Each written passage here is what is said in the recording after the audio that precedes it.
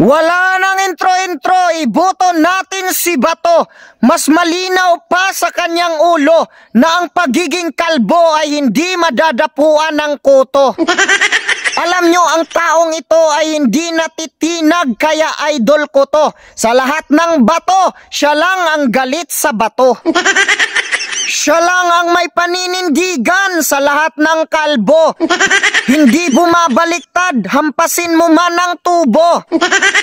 Hindi natatakot kahit magkaigit-igit at magkaubo-ubo. Willing daw siya magpakamatay sa West Philippine Sea kapag sasabihan siya na pro-China. Ngayon, sinasabi ng mga basher, o sige, magpakamatay ka na. Hindi siya pumayag kasi dapat daw kasama yung mga basher niya. Iboto natin si Bato sa Senado, kakampi ng mga disiplinado, kaaway ng mga tarantado. Kapag siya ang nanalo, maiiwasan natin ang gulo. Dahil kapag lumusot ang alyansa ng Pangulo, i-impeach si Sara para hindi na makatakbo. Kaya dadami na naman ang mga adik sa shabu. Pero kapag siya ay natalo, dadami na naman ang mga bandido, pati na ang mga kurakot sa pundo. Vote straight tayo, PDP sa Senado. Huwag kayo maniniwala sa mga troll vlogger sa kabilang partido. Hindi porket sikat sila, sila na ang nagsasabi ng totoo. Istok nyo yung mga nagre-react sa kanila, mga taga-Vietnam, hindi mga Pilipino. Ang tawag dyan, mga plastic na tao. Kunyari mabait, pero kapag binatikos, ikaw ay ipapaaresto. Hindi katulad ng mga Duterte, kahit awayin mo, ipagtatanggol ka pa rin ng mga to.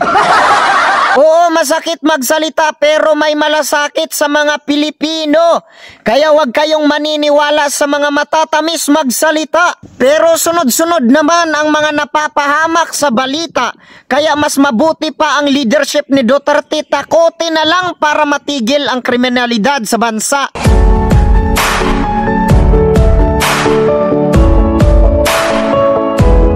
Dumarami ang nag-PPM sa akin at nagagalit tungkol sa video ko kay Duterte. May mga nagtatanong, Kahasang, hindi ba Ilocano ka? Bakit ka hindi maka-BBM? Yung iba naman sinasabi, Ilocanong taga Davao. Yung iba naman sinasabi, traidor. Okay, ito mga Kahasang, okay lang yung mga opinion nyo sa akin, walang problema sa akin. Tinatanggap ko yon kasi nagbibigay rin ako ng sarili kong opinion. Pero bago ko simulan ang aking kwento, may tanong ako sa inyo. Correct me if I'm wrong, pero halos 90% naman ng mga bumoto kay BBM ay bumoto rin kay Duterte. Kaya nga, uniteam ang tawag, hindi ba? So, iisa lang naman dati yan magkakampi naman di ba? Kung ano man yung rason, wag na nating isa-isahin, magkakaroon lang tayo ng mga arguments, okay? Ito ang kwento ko. Simula pagkabata, kapag napag-uusapan ng politika sa amin, walang makakatalo kay Ferdinand Marcos Sr. Isa ako sa umanga sa kanya kahit hindi ko siya naabutan. Pero nung nag-college na ako, doon ko narinig ang iba't ibang pananaw. Lalo na ang mga aktivista. Mula kay Erap, Arroyo at Aquino, sa panahong iyon, ang pangalang Marcos ay itinuturing na mabagsik, korap, mapang-api dahil sa martial law. Ngunit para sa aming mga Ilocano, iba ang version ng kwento. Para sa amin, si Marcos ay isang matalino at matapang na abogado, isang leader na walang katulad.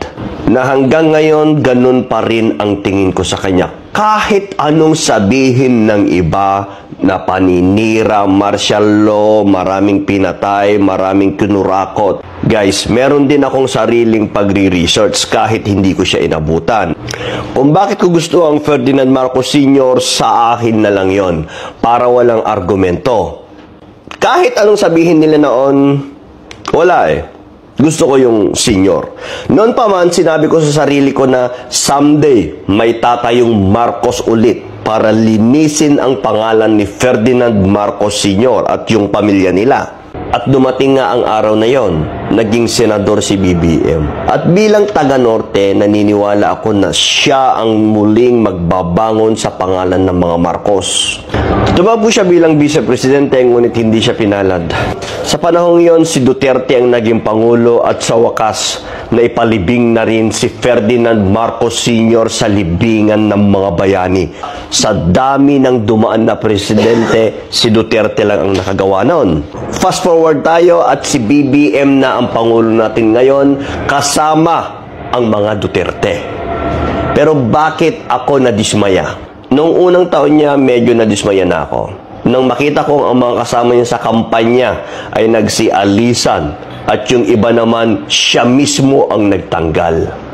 Sabi ko noon, siguro strategy niya ito para mas lalong mapaayos niya yung administrasyon niya.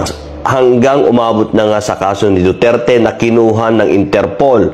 At lalo akong nadismaya nung marinig ko ang kanyang rason. Kailangan nating pagbigyan ang Interpol para kapag tayo naman ang may kailangan, tutulungan nila tayo. Para sa akin, ito ay isang kilos ng isang leader na traidor at mahina. Pasensya na, pero ito ang opinion ko. Pagkatapos ipalibing ni Duterte ang ama mo sa libingan ng mga bayani na for how many years hindi ka nila tinulungan. Okay? Isa yon. Pangalawa, bago siya naging pangulo, okay, kumampi siya kay Duterte, sa mga Duterte. Dapat kung alam mong maraming kaso yan, kung talagang mamamatay tao yan, hindi ka na kumampi sa kanya. Anong ibig mo lang sabihin? Kumampi ka sa kanya noon para kumuha ng boto. After that, ngayon, parang tapos na tayo. Okay? Pwede na kitang ipamigay. Anong tawag mo doon? Kung talaga may paninindigan ka. Dapat noon pa lang, hindi ako kakampi sa'yo dahil mamamatay tao ka. Diba? Marami kang kaso sa war on drugs. Diba? Bago ko tapusin ang video, gusto kong iwanan sa inyo ito. Dala natin ang pamana ng ating mga ninuno, mabuti man o masama. Ngunit kung hindi mo gusto ang iniwang pamana at ayaw mong mamuhay ayon dito, kumilos ka at baguhin ito sa sarili mong henerasyon. Kakabsat yung gagayem, mayroon tayong kanya-kanyang opinion. Okay? Paniwalaan nyo ang gusto nyo at paniwalaan ko yung gusto ko. Hindi ibig sabihin na I'm from the North, wala na akong karapatan na suportahan si Duterte. Hanggang sa susunod, boom, boom, boom, boom. Crimes against humanity over his deadly war on drug. Kung matibay ang ebidensya, bakit ka papayag na dalhin pa sa ICC? Napaka-weak naman ng leadership kung ganon. Alam nating lahat na may mga nabiktima ng EJK sa panahon ni Duterte. Pero sa tingin nyo ba gusto niya yon? Sa tingin nyo ba okay lang sa kanya na patayin ng mga pulis ang mga inosente? Oo, may ilang pulis na naging abusado dahil sa mga pahayag niya tulad ng kill them all. At if you kill a criminal, I will protect you. Na maaari na abuso ng ilang law enforcers na dapat silang panagutin. Maging loyal tayo sa Pilipinas, hindi sa mga tao. Binoto ko si Duterte noon, binoto ko rin si Marcos. Meron akong gusto sa kanilang dalawa, pero kung sa tingin natin mali ang ginagawa nila, mag-ingay tayo. Sa kabuuan, hindi ko gusto si Duterte dahil sa pagiging malapit niya sa China, sa mga questionable transaction at sa mga alegasyon ng korupsyon sa panahon niya. Ngunit, nakita ko sa kanya ang isang strongman leader, mabilis umaksyon, matapang at walang kinikilingan. Aminin natin na bawasan ang krimen noong panahon niya. Takot ang mga politiko sa mga pagkakamali dahil sa posibilidad na parusa. Napilitan ang mga tao na sumunod dahil sa mahigpit na pagpapatupad ng batas. Samantalang ang estilo ni Bongbong Marcos na nagustuhan din ng mga tao, democratic leadership. Disiplina sa pamamagitan ng edukasyon at economic stability. Ano ang mga benepisyo? Hindi nakasalalay sa takot, kundi sa tamang kaalaman at responsibilidad. Mas sustainable at pangmatagalang solusyon, hindi naapakan ang karapatan ng mga tao. Pero, mabagal ang epekto, nangailangan ng maraming resources, kailangan ng epektibong polisiya at leader na may political will. Mahirap ipatupad kung kulang ang enforcement ng batas. Si Duterte ay mas agresibo at brutal sa kanyang estilo ng pamamahala, habang si BBM ay mas banayad ngunit may kontrobersya sa disinformation at historical revisionism. Mas gusto ni Duterte ang kamay na bakal, habang si BBM ay mas nakatuon sa diplomasya at pagpapabango ng imahe ng kanyang pamilya. Kayo, ano sa tingin nyo ang mas epektibo?